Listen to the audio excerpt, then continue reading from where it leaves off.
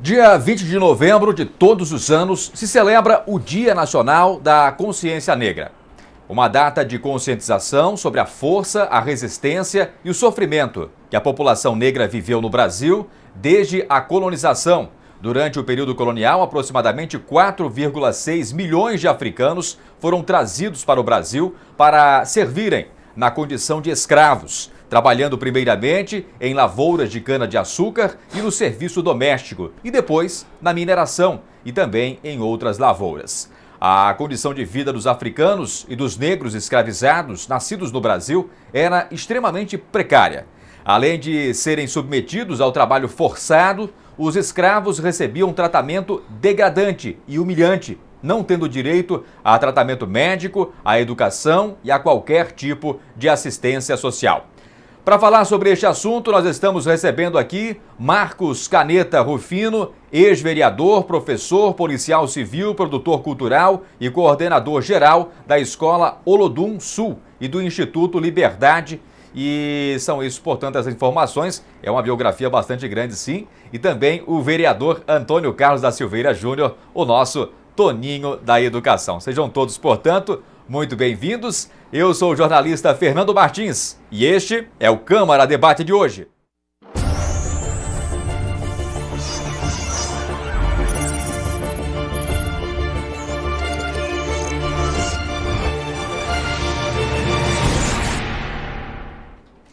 Muito bem. Toninho, que alegria receber você aqui no Câmara Debate mais uma vez, sempre bom recebê-lo. O Toninho da Educação, que faz jus, sem sombra de dúvidas, ao Educação no nome. Eu gosto sempre de frisar, porque a gente que lida com o Toninho aqui no dia a dia, que conversa, que papeia, que interage aqui com o Toninho, sabe da educação do Toninho e do carinho que a gente tem por ti, Toninho. Então é uma alegria muito grande te receber aqui no programa. Satisfação a minha de estar aqui mais uma vez com vocês da TV Câmara e poder conversar um pouquinho sobre um tema tão importante e dentre outros também que a gente já conversou aqui e vem lidando no nosso dia a dia. Toninho, qual é o principal apontamento que você faz sobre o Dia da Consciência Negra?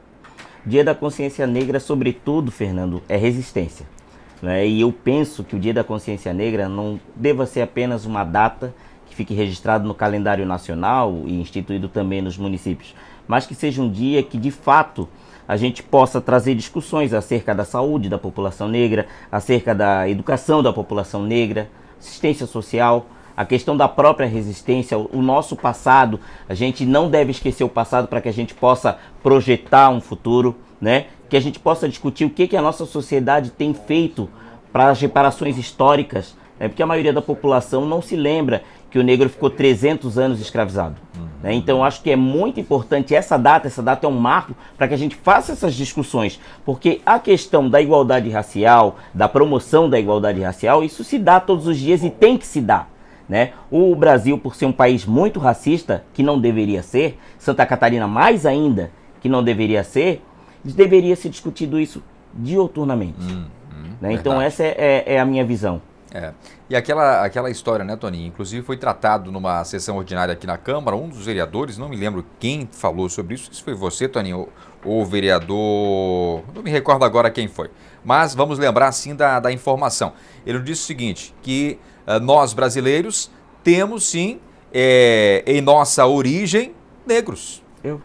Você tem, eu tenho também, conversava inclusive com o Assis, que é o nosso operador aqui, nosso cinegrafista, ele falava para ele que meu bisavô era negro, o vô Jerônimo, e só porque o tempo passa e a gente tem poucas informações, né? Por isso que conhecermos a nossa história, e as suas palavras são muito bem-vindas, sem sombra de dúvidas, conhecer o passado, conhecer a história é fundamental, para a gente não cometer os erros novamente e, sobretudo, reparar os erros que foram cometidos, né? Eu fiz essa fala na sessão de quarta-feira. Na sessão de quarta-feira eu abordei um caso de injúria racial. Recente, né, Toninho? Recente. Aconteceu no feriado e na quarta-feira eu abordei até com um ato de indignação, de desabafo. Foi um caso aqui em São José, né, Toninho? São José, um ex-aluno meu, ele sofreu em quadra de futebol, um jogo amistoso, nada oficial, entre amigos e um time convidado, e o rapaz foi chamado de macaco. Por que macaco? Entendeu? Então isso deu uma discussão, o time sabiamente resolveu não partir para agressão para não perder a razão, né? Porque a gente sabe da truculência da polícia, a inversão de valores, né? E também o racismo que existe dentro das instituições, né? O negro hoje em dia e sempre, e a gente precisa mudar, ele é o suspeito natural, então primeiro bate e age com truculência para depois se esclarecer os fatos. Então, para não perder a razão, já com esse estigma, eles, calma, vamos segurar, vamos resolver aqui, e foi passado um pano na história.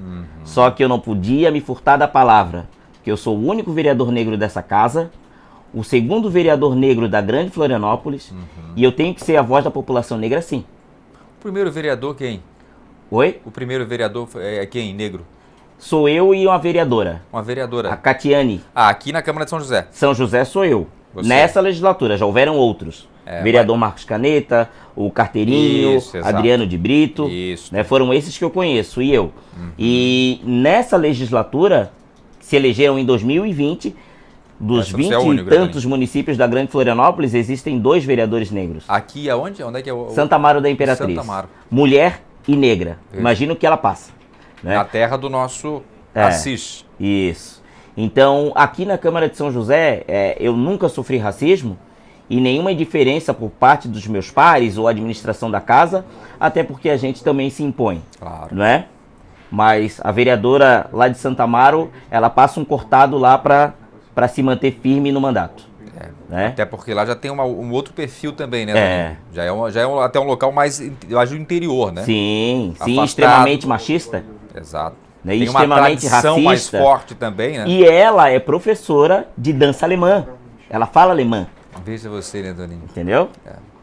Então Mesmo bem assim, ainda encontramos o desrespeito, né, Toninho? Sim. O preconceito, né? Sim, O que é algo lamentável, né? Muito Nos lamentável. entristece, sem sombra de dúvida, Toninho. Pois é. O nome do programa é Câmara Debate. Então, nós não vamos nos furtar aqui. Nós estamos com o Marcos Caneta já com a gente? Não, né? Ok. A qualquer momento o Caneta entra com a gente também para debatermos aqui o assunto. E como o nome do programa é Câmara Debate, vamos entrar em assuntos mais delicados, mas que precisam ser tratados aqui. Toninho, após 6 sessões de julgamento, o Tribunal Federal, o Supremo Tribunal Federal, o STF, decidiu no ano de 2019 criminalizar a homofobia como forma de racismo. Ao finalizar o julgamento da questão, a Corte declarou a omissão do Congresso em aprovar matéria e determinou que casos de agressões contra o público LGBT, QIA+, né, lésbicas, gays, bissexuais, transexuais, travestis, sejam enquadrados como crime de racismo, até que uma norma específica seja aprovada pelo Congresso Nacional. Qual é a sua opinião sobre isso?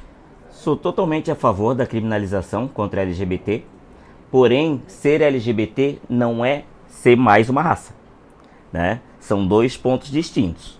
Porém, ambos sofrem preconceitos, né? Eles estão enquadrados no mesmo nível de preconceito. Porém, é uma condição sexual e aqui se trata de uma raça, né? São situações opostas. E pode ter havido a questão de ter criado essa legislação, né? Até depois poder enquadrar num outro artigo, né? Poder criar uma outra nomenclatura para pelo menos eles poderem atender de maneira urgente, de maneira pronto, porque morre muito LGBT por criminalização no país. E se essas pessoas não forem indiciadas em algum artigo que seja, que criminalize, a barbárie seria muito maior, porque a gente vive tempos em que as pessoas perderam a vergonha de ser preconceituosos. Os preconceituosos, eles se escondiam, né, com medo do que a sociedade iria dizer, com medo de cadeia, com medo de abordagem física. E hoje em dia não, hoje em dia a liberdade de expressão, né, que para muitos é usado como liberdade de agredir, né, então eles podem tudo, né, baseado nesse semeio e nesse cultivo de ódio, onde as pessoas falam e fazem o que bem entende, sem o menor pudor com o próximo. Então eu sou a favor sim, né, de nesse traço ter sido incluído como um crime de racismo também pela questão de criminalizar. Porém, sou ciente de que LGBT não se trata de raça. Ótimo. Esse apontamento aí é importante ser feito, né? Porque, afinal de contas, tem que ser feita a diferenciação. Sim. Agora, é claro, o próprio STF justificou, dizendo que como não há leis ainda para isso, sim, né? E o Congresso não temos leis ainda sobre isso, aprovadas, fez essa questão da analogia para defender. Para poder incluir. Exatamente, para incluir. Das informações que foram recentemente noticiadas nos telejornais, portais de notícia, Toninho, envolvendo atos racistas, o que mais te chamou a atenção? O que mais me barbariza nisso tudo é o brasileiro. Né? O brasileiro. O problema do Brasil é o brasileiro. Indiferente da raça, do credo, o problema é o brasileiro. Né? O Brasil foi colonizado em 1500. Chegaram os portugueses, os índios já estavam aqui, e os africanos escravizados. Cada um tinha a sua religião, cada um tinha o seu costume, cada um tinha a sua cultura, cada um tinha a sua raça e a sua especificidade. Todos foram criados juntos e formaram essa grande nação juntos. Como eu vou me colocar melhor do que tu? Como tu vai se colocar melhor do que eu? Não vamos longe. Em São José, até muito pouco tempo, Fernando, não se reconhecia a participação do negro na construção do município. Em São José, por diversas gestões, a nossa cultura só falava no açoriano. Só falava no açoriano. E aí a gestão da cultura nesse momento está de parabéns, porque tem trazido todos os povos que construíram o município. Todos os povos estão representados em exposições, em peças teatrais, em atividades.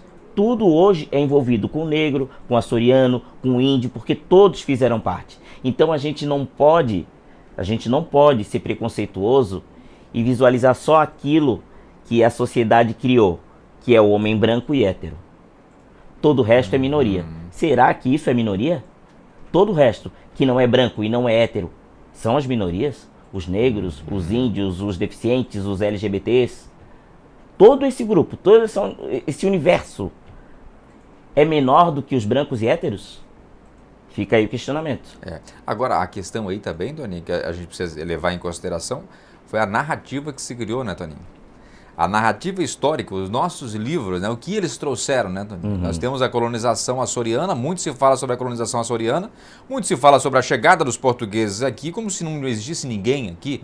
Esses dias conversando com um amigo, e como é bom nós temos amigos dados ao estudo, à leitura, né?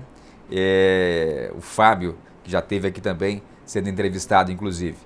O Fábio estava comentando que os indígenas, os negros, aqueles que moravam aqui, antes mesmo da chegada dos portugueses, eles já tinham suas rotas aqui no estado de Santa Catarina, aqui na nossa região. E o mais curioso, né? Eu não sabia, eu nem fui me aprofundar, mas eu acredito muito no que ele leu, inclusive num livro que conta a história da nossa região, isso coisa de 400, 500 anos atrás. E ele dizendo que os locais onde hoje nós temos BR-101, onde nós temos a 282, esses trechos eram rotas já que foram criadas na época dos indígenas e negros que viveram aqui. Ou seja, eles percorriam esses trechos. Eram já trilhas, caminhos abertos, por onde hoje nós temos as rodovias, temos as BRs. Então, que riqueza, sim, que algo extraordinário, né? Eu até comentava esses dias aí a que passou o Finados, e no Finados, né? Lembrando o público que nós estamos gravando o programa dia 5 de novembro de 2021, lembrava na época agora de Finados que não somos filhos de chocadeira. E por que eu falava isso? Que é algo muito comum nós ouvimos no dia a dia, porque é preciso conhecer a nossa história. Ao ir num dos cemitérios da região, lá no Ribeirão da Ilha, onde eu tenho meus antepassados, fui com a minha mãe, acompanhei ela num dia, inclusive, o único dia, né, do feriadão que deu sol, com guarda-chuva, acompanhando ela nos túmulos. Eu, muito curioso, quero saber as datas, quem morreu, ver a foto e tal. E algo riquíssimo. Por quê? Porque a partir disso sabemos de onde saímos. Vemos a foto ali, esse aqui era o vô, a minha bisavó. Sabemos da nossa geração, de quem viveu antes da gente. Saber que nós temos um legado que foi deixado com a gente. Saber que temos uma missão. Então, conhecer a história é fundamental. E mais uma vez eu repito, sobretudo para não cometermos os mesmos erros, aquilo que já foi praticado, né, Toninho? É verdade. E é muito comum na história a gente lembrar apenas dos protagonistas. Quem carrega o piano, quem monta o estúdio, quem limpa o estúdio, a gente nunca lembra. Vamos lá.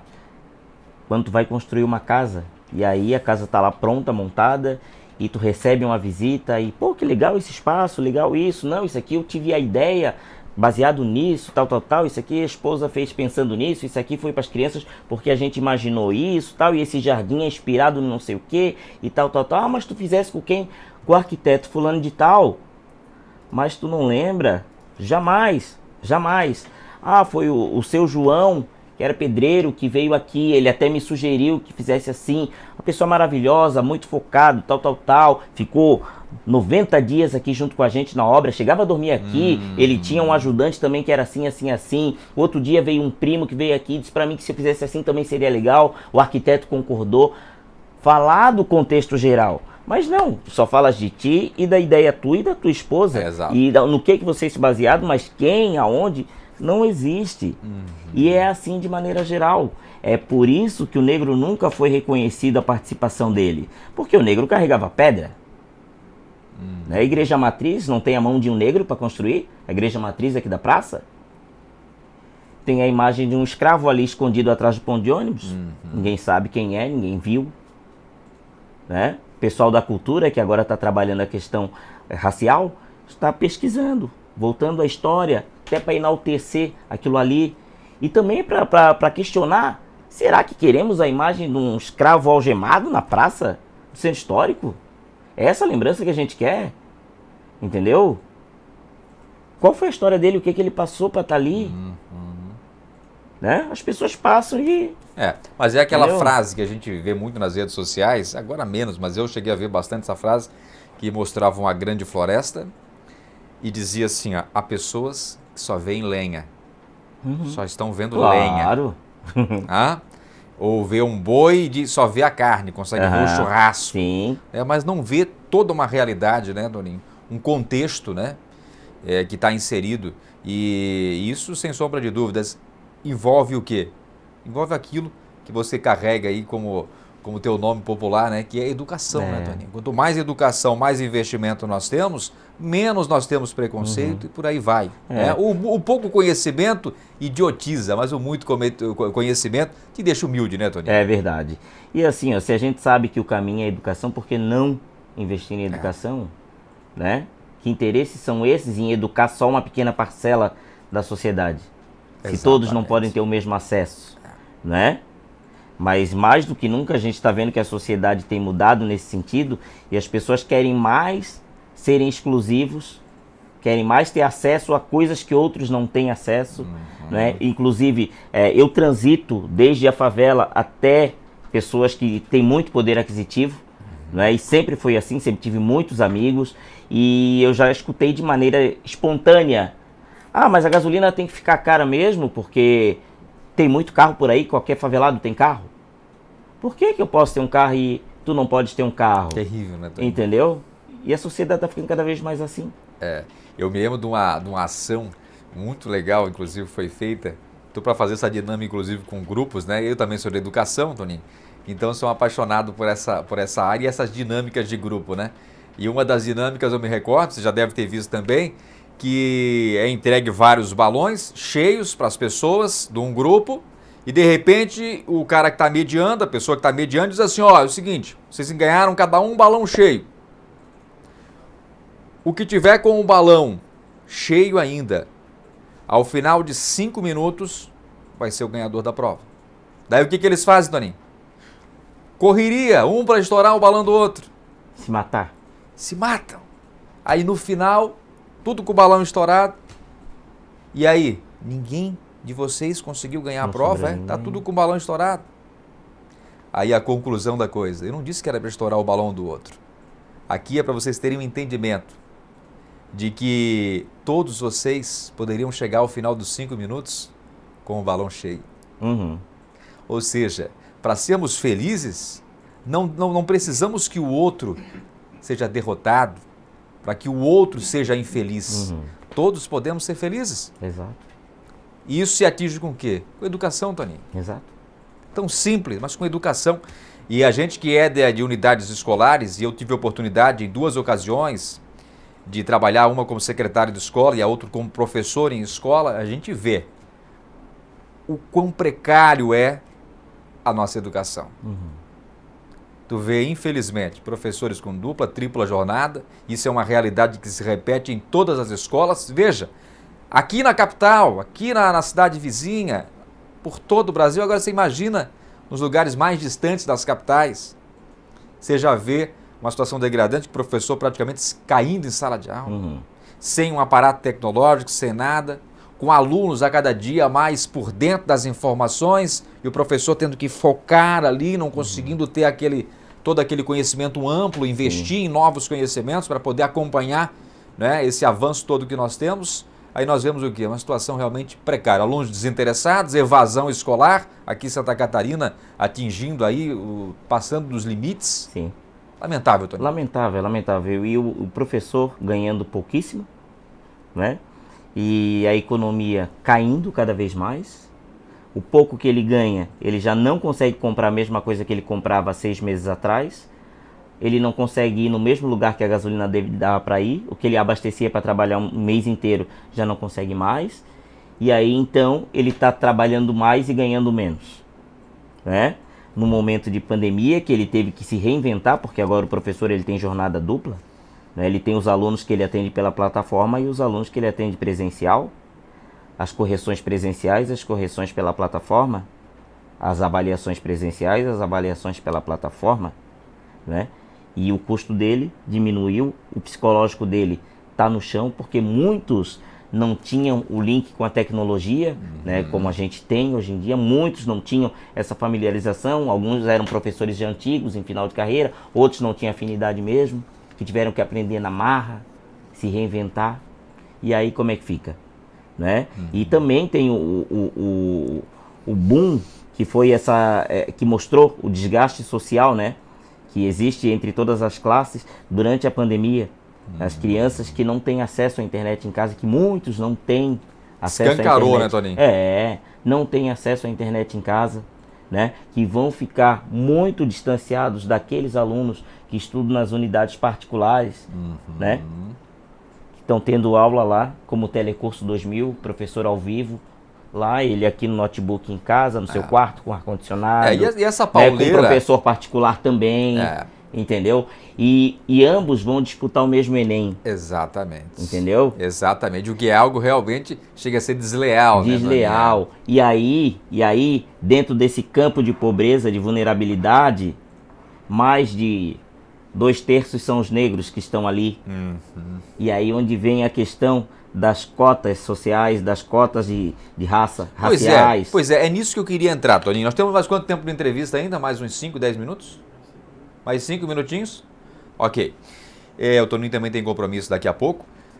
Inclusive, já agradeço muitíssimo ao Toninho, que conseguiu um espacinho na agenda para estar conosco aqui nesse 5 de novembro, que é sexta-feira. Que é difícil, né? A gente se organizar, todo mundo já se preparando aí, se organizando, né, Toninho, para o fim de semana. Mas é aquela história, nós da TV Câmara e vereador também não tem sexta-feira, não tem sábado e domingo, pintou o serviço, a demanda a gente tem que agir, né, Toninho? Então vamos continuar aqui, Toninho, já se encaminhando para o final. Você falava sobre cotas. Eu conversava com um amigo nosso em comum, não vou citar o nome dele aqui, mas homossexual. E ele dizia assim: Fernando, não gosto de falar sobre homossexualidade. Por que eu não gosto? Ele dizia. Não gosto porque falar de homossexualidade, na minha opinião, isso no caso da opinião dele, aumenta o preconceito, a homofobia. Opinião dele. Aí eu te questiono, essas questões de cotas, falar sobre racismo, na tua avaliação, Toninho, ajuda a tratar este problema social ou aumenta o problema social? Ajuda a tratar, tá?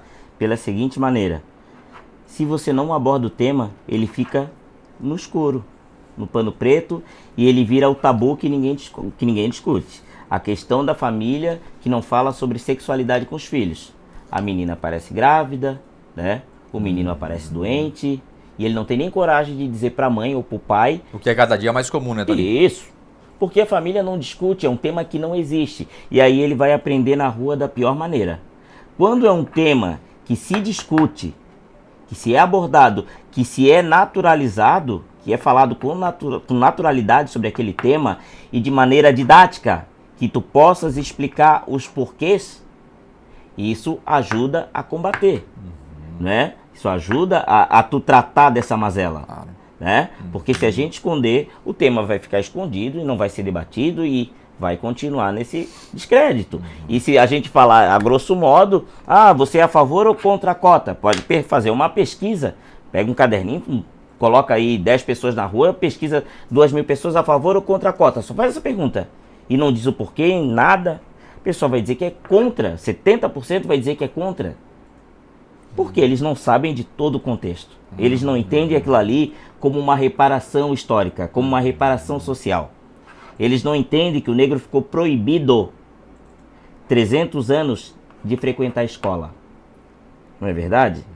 Que quando vieram para cá os negros escravizados, os portugueses alfabetizavam seus filhos, que são os brancos. Né? Foi miscigenando, e quem miscigenava com branco tinha acesso. Os negros não tinham acesso. Os índios não tinham acesso. Aí houve uma revolução, o negro pode ir para a escola. Ano 1, né? Teu filho pode ir na escola. É o Fernando, o senhor negro. Teu filho pode ir para a escola. Oh, que legal, meu filho vai virar doutor.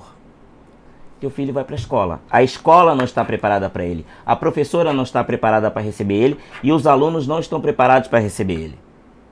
O teu filho vai apanhar dos amiguinhos, ele vai apanhar da professora, tá? Ele vai chegar em casa chorando todos os dias. Tu vai lá reclamar.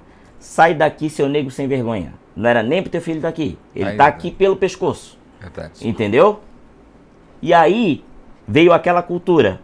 Filho meu não estuda, filho meu trabalha. Aí o teu filho vai pra roça para te ajudar, porque tu não vai deixar teu filho ali na escola apanhando. Tu vai dizer, pô, eu trabalhei na roça a vida toda, consegui sustentar meus filhos. Ele vai pra roça também, vai trabalhar ali, vai sustentar os filhos dele, porque ele não vai pra escola para apanhar. Não vou deixar meu filho estar indo pra lá para apanhar. Entendeu? A palmatória foi até quando? 1960, a professora podia bater no aluno? Eu cheguei a branco. receber palmatória, Toninho, na escola também. Então um pouquinho mais, né? Então um pouquinho mais, porque tu é novinho. 84. Entendeu? Mais ou menos. Entendeu?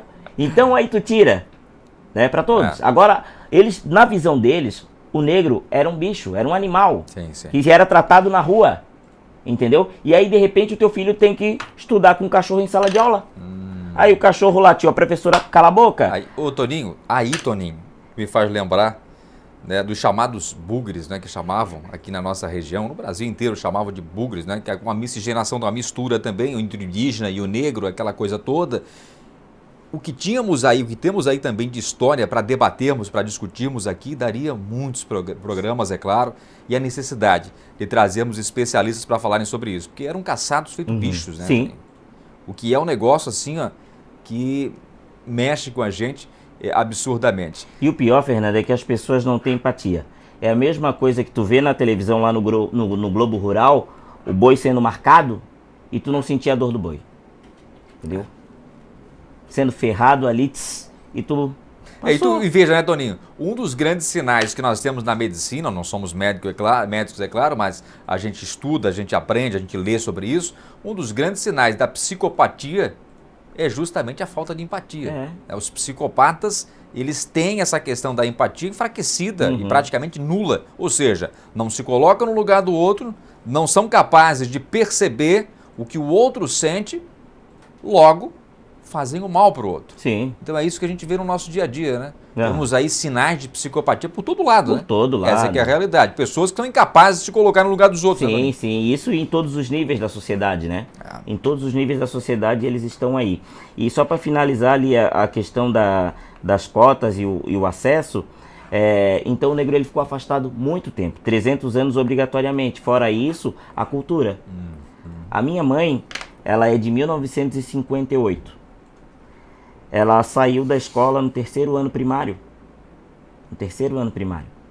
Com 10 anos, saiu terceiro ano primário, com 9 para 10 anos, e foi trabalhar numa casa de família em São Paulo para cuidar dos filhos dessa senhora, para ter o que comer e para ter uma cama para dormir.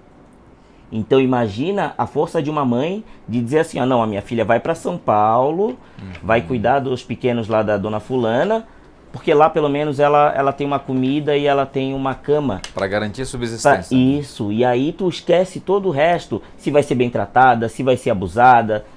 É sobrevivência, entendeu? Acesso à escola, coisa nenhuma, entendeu?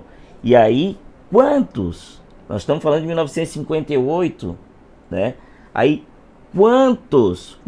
E aí tu vê os negros que estão com o ensino médio completo, os negros que estão com o ensino superior completo, porque a gente sabe que o ensino superior em universidade pública são os filhos de rico que passam, né?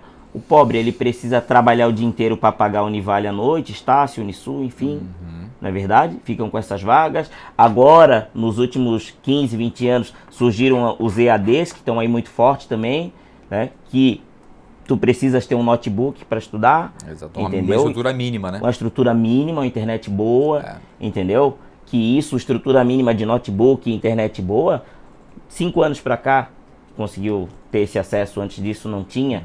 Então, né? O negro, ele ficou excluído do processo de educação no Brasil. Excluído, entendeu?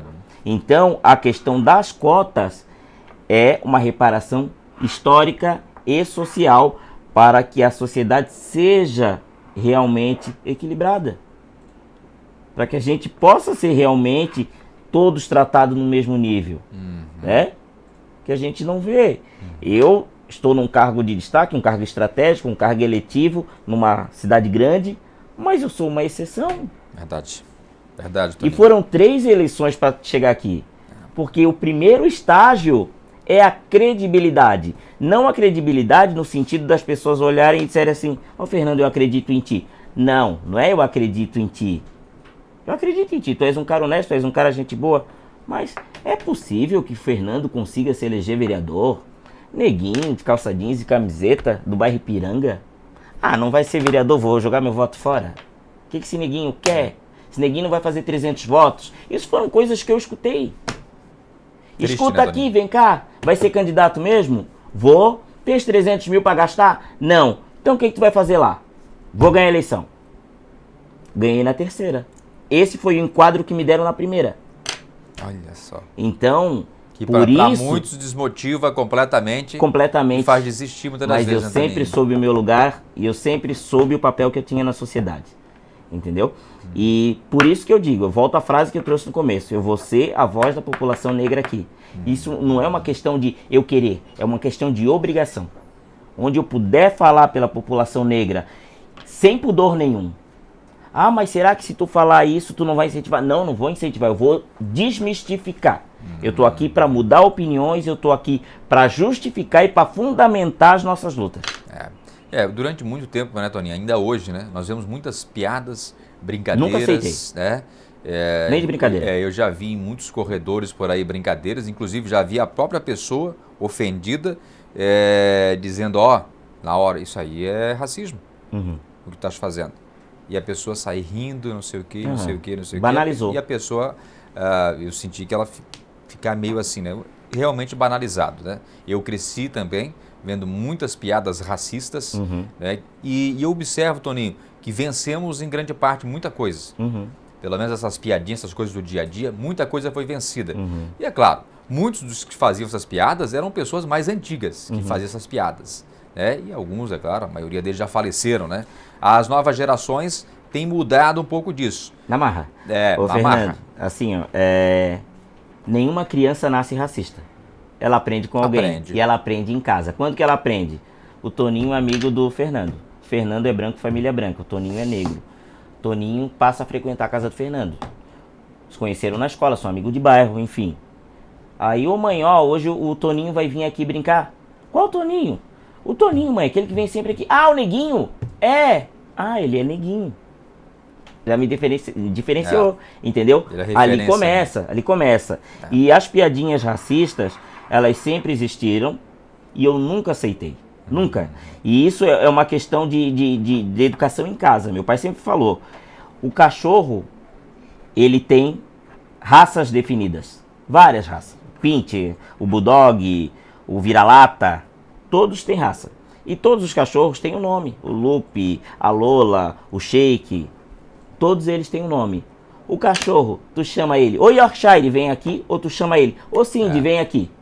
Chama pelo nome. Agora, por que eu tenho que aceitar tu me encontrar no corredor e falar, ô negão, tudo bem?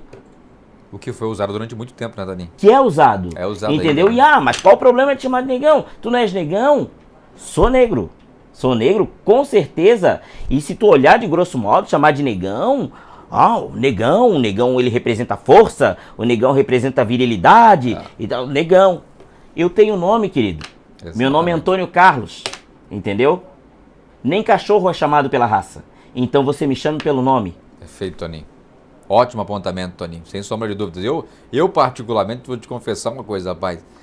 Eu acho muito importante a palavra amigo, a palavra cara e não sei o que, isso, mas nada substitui o nosso nome. Nada substitui o nosso nome, né? Eu gosto pra caramba de ser chamado pelo nome. No dia a dia, uma coisa informal, sim, beleza, uma coisa ou outra. Agora, nada também que leve a preconceito ou coisa do gênero, que é algo realmente lamentável. Mas nas conversas, no próprio WhatsApp, nas redes sociais, eu gosto de chamar, bom dia, Fernando, oi, Fernando. Eu acho legal a pessoa chamar pelo nome. Então eu procuro sempre, a pessoa me trata só como um bom dia, amigo. Ih, rapaz, já me... Fale o nome. Importante, repita o nome. O pessoal da publicidade sabe muito bem disso. Tanto é que eles repitem nome a todo momento, né, o nome das pessoas. E agora tem uma variação entre o negro, né? Negro raça, e o nego. Já ouviu falar no nego? Não. O nego, ele não tem cor. Tu é nego. Ô nego, tudo bom? O nego é o querido.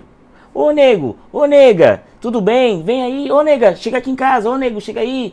E aí, como é que tu tá, nego? Tranquilo? Esse é o carinho, é de carinho, entendeu? O nego não tem cor. Sim. Entendeu? Mas ó, aquele negro, aquilo ali é o racismo. Entendeu? Aquele negro no sentido pejorativo de diminuir, entendeu? Ô nego, vem cá, a gente, nego é o carinho, entendeu? Que pode ser branco. Eu chamo meus amigos de nego. Ô nego, não sei até se eu já mandei mensagem também. Ô nego, tudo bem? É muito comum isso. Sim, eu sei qual aqui na nossa região, nego marido é branco mulher, e preto. Às vezes costumam se chamar também, ô nego, não sei o quê, nega, né? É, entendeu? o nega, exatamente. Isso, que é Toninho, a variação.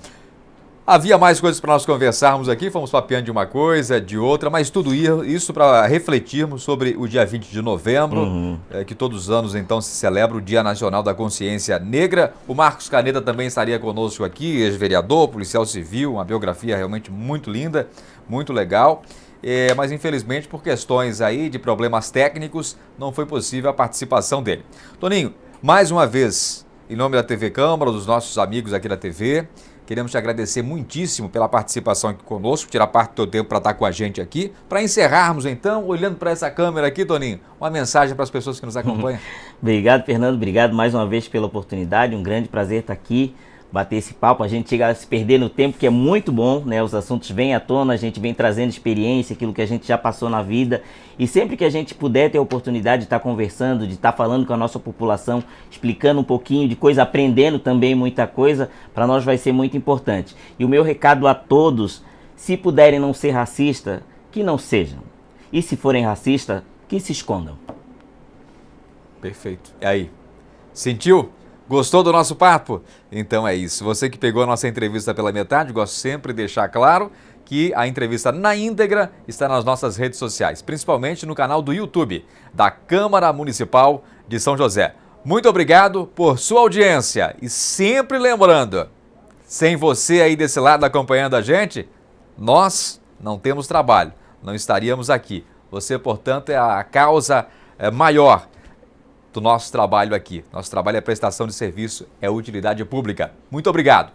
TV Câmara, a conexão entre você e o Legislativo Josefense.